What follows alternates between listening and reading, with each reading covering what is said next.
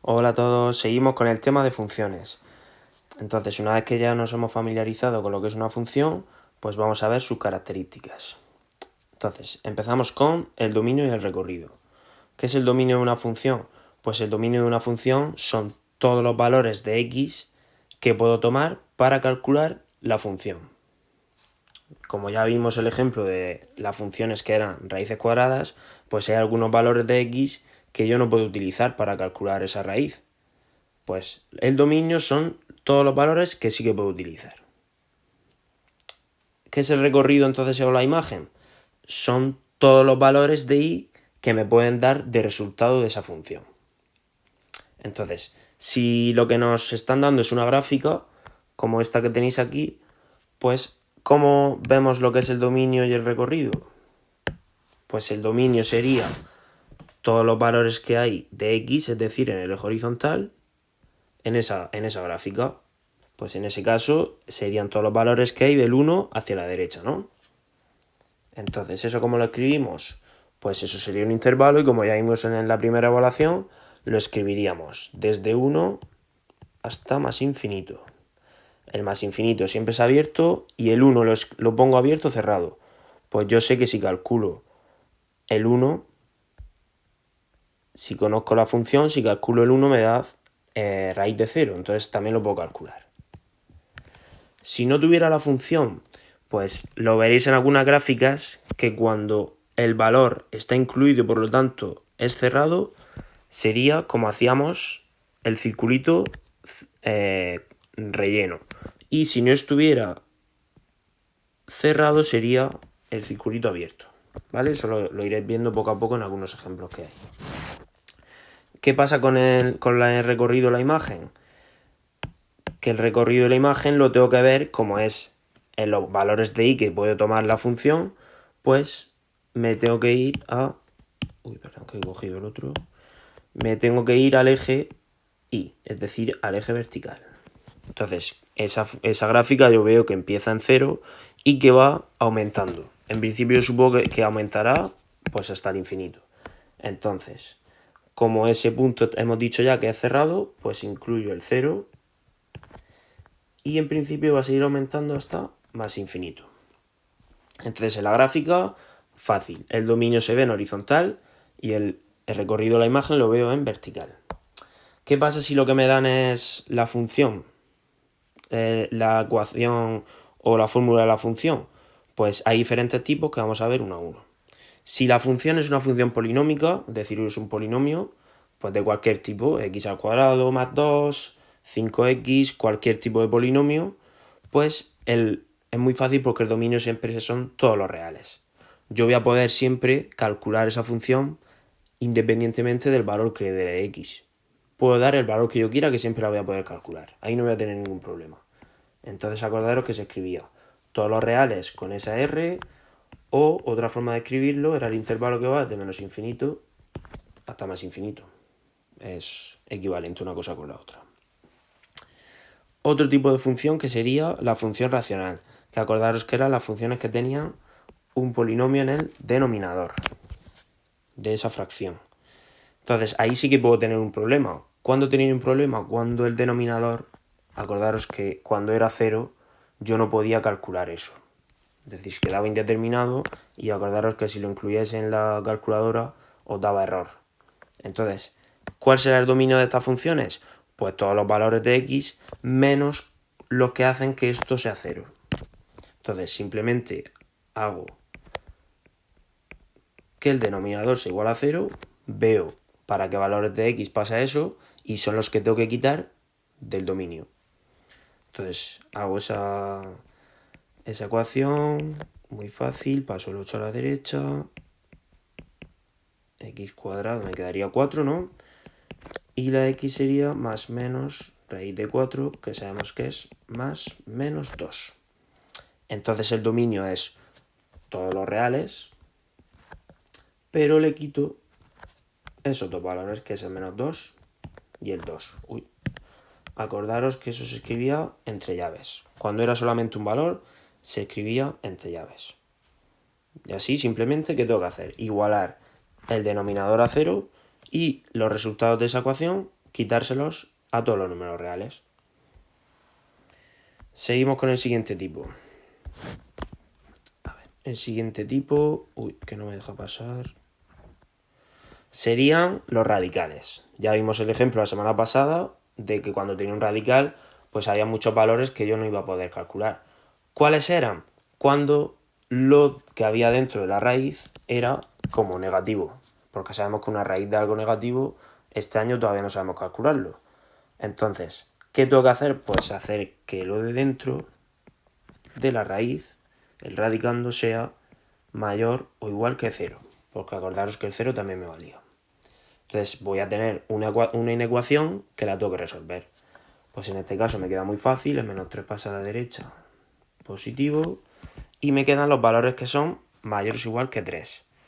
¿Quién necesita hacerlo en la recta? Pues acordaros que simplemente se representaba el 3, se escribía cerrado y como era mayor o igual, pues hacia la derecha hasta más infinito. ¿Cómo lo escribía eso como intervalo? Pues desde 3 cerrado hasta más infinito.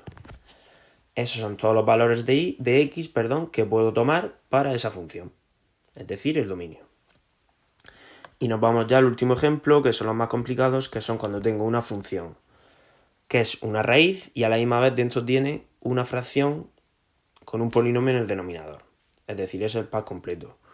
¿Qué tengo que hacer? Pues tengo que tener dos cosas en cuenta. La primera, como siempre, que todo esto sea mayor o igual que 0. Y luego además tengo que tener mucho cuidado con que eso no sea 0. Entonces, por un lado hacemos que esto sea mayor o igual que 0. Es decir, que sea positivo. ¿Cuándo eso va a ser positivo? Pues está claro que como el 5 ya es positivo, pues será positivo cuando esto sea positivo también, ¿no? Pues entonces, ¿qué valores hacen que eso sea positivo? Pues cuando la x es positivo, es decir, mayor que 0. ¿El 0 me vale?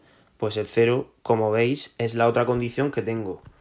Que esto sea diferente de 0. Entonces, si eso es 0,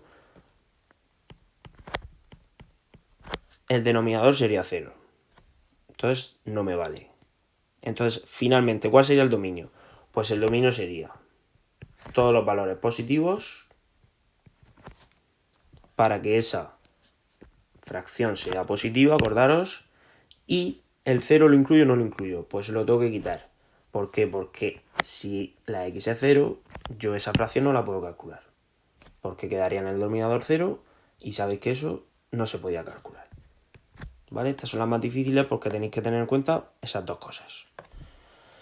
Seguimos con los puntos de corte.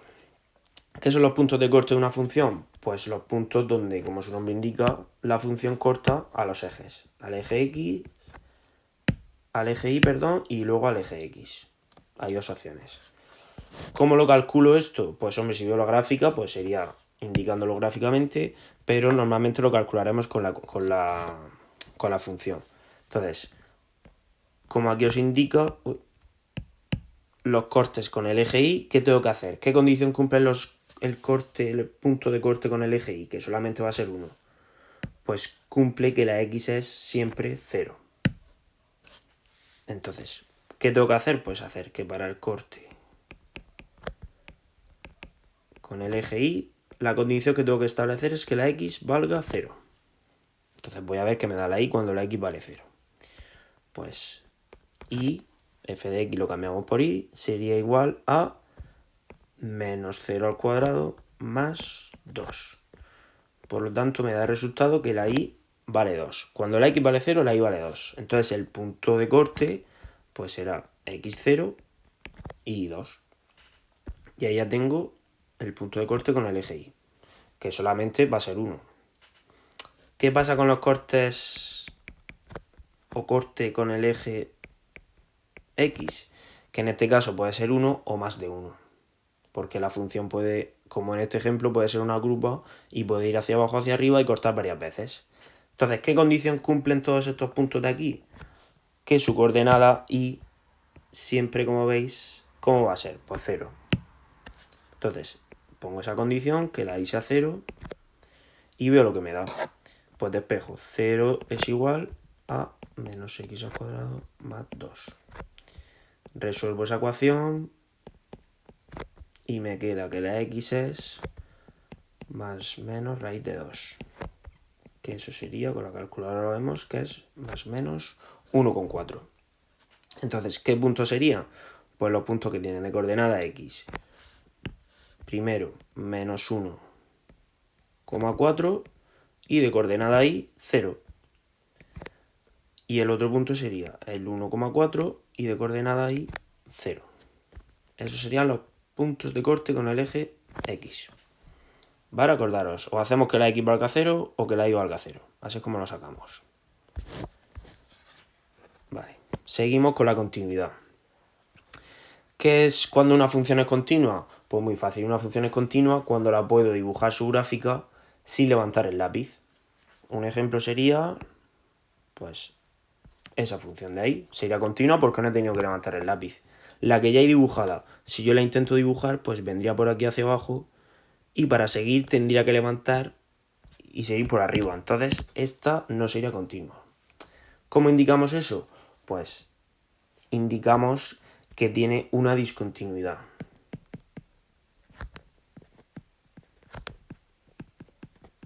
Lo escribimos, discontinuidad.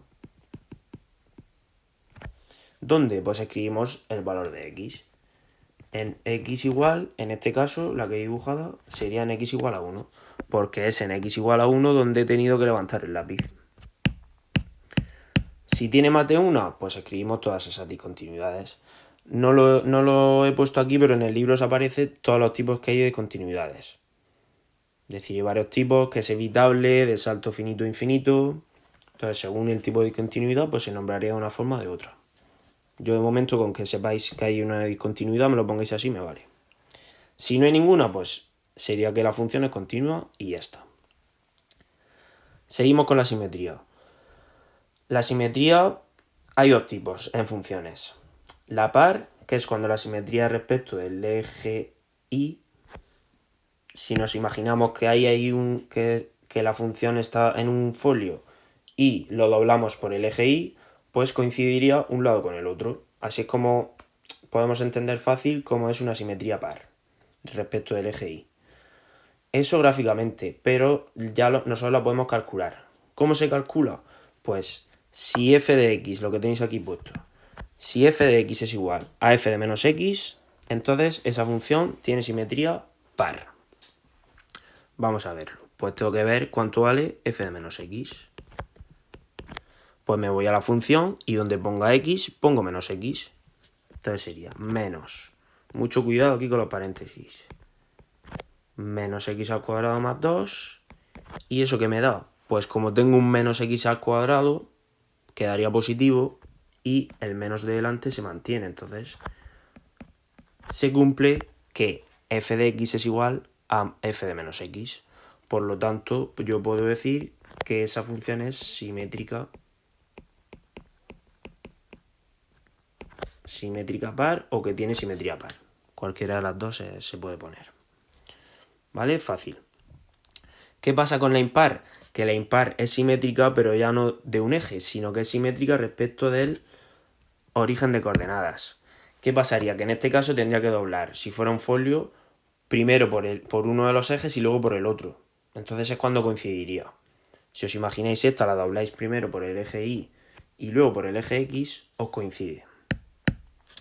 Eso gráficamente, ¿cómo lo hago calculándolo? Pues como tenéis aquí, tendría que f de menos x es igual a menos f de x.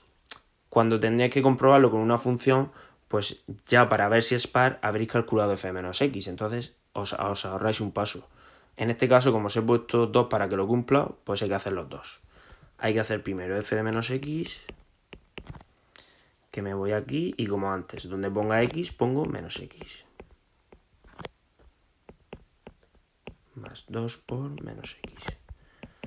¿Eso que me da? Pues menos x al cubo sigue quedando menos x, y con el menos de adelante quedaría positivo, ¿no? Cambiaría el signo. Y el 2 por menos x pues sería negativo. Voy a ver lo que me da menos f de x. ¿Qué es menos f de x? Pues como como está indicado ahí, si el menos está delante de algo, ¿qué hace? Cambiar el signo a todo. Pues tengo que escribir la función, pero cambiando el signo. Me quedaría más x al cubo y menos 2x. Como veis, son iguales f de menos x y menos f de x. Por lo tanto, puedo asegurar que tiene simetría impar. Si no cumple ninguna de las dos, pues entonces no tiene simetría. Ya está, simplemente si no cumple ninguna de las dos, pues es que no es simétrica. La mayoría no son simétricas. Vale, nos vamos ya al crecimiento y decrecimiento, ¿vale? Hoy en este vídeo voy a pasar por todas las características. Pues como indica su nombre, crecimiento y decrecimiento. Pues si una función es creciente en un intervalo, cuando los valores de y van aumentando, cuando van creciendo los de x. Es decir, cuando voy avanzando hacia la derecha, si la función va hacia arriba y va creciendo, pues en ese intervalo es creciente. Si pasa lo contrario y va hacia abajo, pues sería decreciente. Lo mismo que he dicho antes, este año simplemente lo vamos a ver en la gráfica. Entonces en la gráfica se ve muy claro. ¿Qué pasa cuando pasa de creciente a decreciente? Pues cuando pasa, por ejemplo, ahí en ese punto, que pasa de creciente a ser decreciente, es decir, pasa de ir hacia arriba a ir hacia abajo, ahí tengo lo que llamamos un máximo relativo. Cuando pasa lo contrario, es decir, cuando pasa de ser decreciente a ser creciente, tengo un mínimo relativo. Entonces, ¿eso cómo lo hago? Pues escribo. Primero tengo que indicar los intervalos donde es creciente y decreciente. Entonces escribo, es creciente en. Lo voy indicando, esto no hace falta que lo hagáis cuando hagáis los ejercicios, pero lo pongo aquí para que se vea claro. ¿En qué intervalos es creciente? Pues seguro que todo esto que viene por aquí está siendo creciente. ¿Hasta dónde? Hasta ahí. Luego es decreciente y pasa a ser creciente otra vez ahí y ya por lo que parece sigue siendo creciente ya hasta el infinito. Entonces, ¿qué intervalos son esos? Pues empieza en menos infinito y llega hasta qué punto? Pues hasta la x igual a menos 1. ¿Abierto o cerrado? Pues será abierto porque justamente en el menos 1 es donde cambia. Entonces, los intervalos de crecimiento siempre se ponen abiertos. Unión. ¿Dónde vuelve a ser creciente otra vez? Pues en el 1. Y ya parece que sigue creciendo hasta más infinito. Y así es como escribo los intervalos de crecimiento. Me voy al decrecimiento. Pues sería el decreciente en ¿qué intervalo? Pues cojo otro color, el rojo por ejemplo. ¿Y dónde la función va hacia abajo? Pues muy fácil, desde el menos 1 hasta el 1. Eso sería decreciente y eso creciente. ¿Cómo lo escribo? Pues como ya sabemos escribir intervalos, pues sería desde el menos 1 hasta el 1. Y ya estaría toda la función. ¿Qué pasa? Si es una recta, por ejemplo, que siempre va a ser todo el rato creciente o decreciente, pues se dice que es creciente o decreciente en todos los reales y ya está. Y ahí habríamos acabado. Perdón, que no he dicho los máximos y los mínimos. Tengo que indicar también pues que tiene un máximo relativo. ¿Dónde? Pues para indicar los máximos y los mínimos, simplemente con decir el valor de x me vale. No tengo por qué poner el punto exacto. Entonces aquí para decir que tengo un máximo, ¿dónde tengo un máximo? Pues donde pasa de creciente a decreciente. Pues el máximo está en x igual a menos 1. ¿Dónde tengo el mínimo? Pues tengo un mínimo relativo. ¿En qué valor? Pues en x igual a 1. Y ahí estaría ya todo el estudio de crecimiento y decrecimiento. Que como os he dicho, pues solamente, hasta que no veamos derivadas, pues solamente lo podemos hacer pues, gráficamente. Y ya lo último que vamos a ver es concavidad y convexidad. Aquí tenéis la definición que es un poco rara, yo os voy a decir ahora un truco un poco un poco chorra, pero bueno, que a mí siempre me ha ayudado a recordarlo. ¿Cuándo es cóncava? Pues me dice que es cóncava en un intervalo si la recta tangente a su gráfica queda por debajo. ¿Eso qué quiere decir? Pues la recta tangente a la gráfica es esta, y vemos que, por ejemplo, en toda esa parte de la función, esas rectas tangentes quedan por debajo de la gráfica, que sí. Pues en ese intervalo sería cóncava. ¿Cuándo es convexa? Cuando esa función que pasa solamente tocando un punto está por encima. Esa es un poco la definición más formal que tiene la concavidad y convexidad. Yo como lo recuerdo, pues cuando es cóncava, recuerdo que cóncava, pues que le puedo echar cava o que tiene forma de copa. Entonces cuando es así como una cara sonriente hacia arriba, es cóncava. Cuando es hacia abajo, es convexa. Puede ser que en algunos libros lo veáis diferente porque hay un poco de lío con esto, porque hay algunos... En óptica se utiliza al revés. Entonces puede ser que en algunos libros aparezca al contrario. Pero bueno, yo de siempre lo he estudiado así. Entonces, ¿qué pasa? Que hay que hacer igual que con el crecimiento y decrecimiento. Decir los intervalos que hay.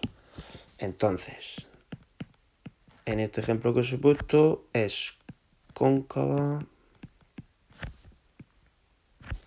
¿Dónde? Pues voy a verlo. ¿Cuándo va, digamos, está la curva hacia arriba? Es decir, ¿cuándo está hacia arriba? Pues yo, si empiezo, veo que si la curva está hacia abajo, ¿no? ¿Dónde cambia? Pues justamente ahí.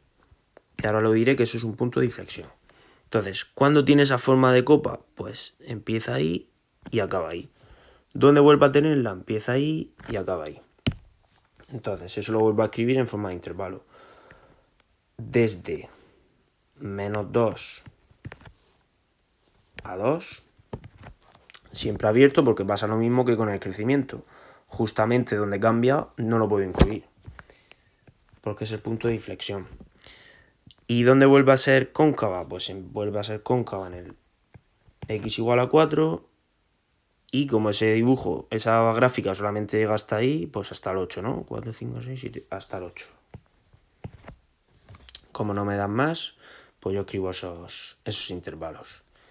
¿Dónde es convexa entonces? Pues donde está hacia abajo. En ese de ahí y en ese de ahí. Aquí se me ha olvidado la coma, la tilde, perdón. Es convexa. Y escribo los intervalos, pues empieza en menos 2, menos 3, menos 4, menos 5, menos 6, menos 7. Y llega hasta el menos 2. Unión. ¿Dónde vuelve a ser convexa? Pues en el 2.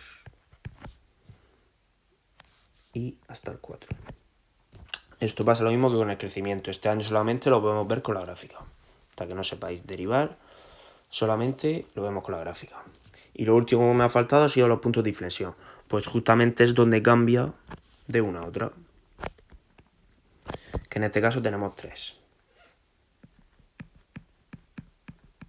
puntos de inflexión. ¿Dónde? Pues en x igual a menos 2, en x igual a 2 y en x igual a 4. Y con esto terminamos. Tener en cuenta que el tema de funciones es súper importante luego para los que hagáis bachillerato, tanto el de sociales como el de ciencias. El de la salud y el tecnológico. Vale, con esto terminamos. Saludos.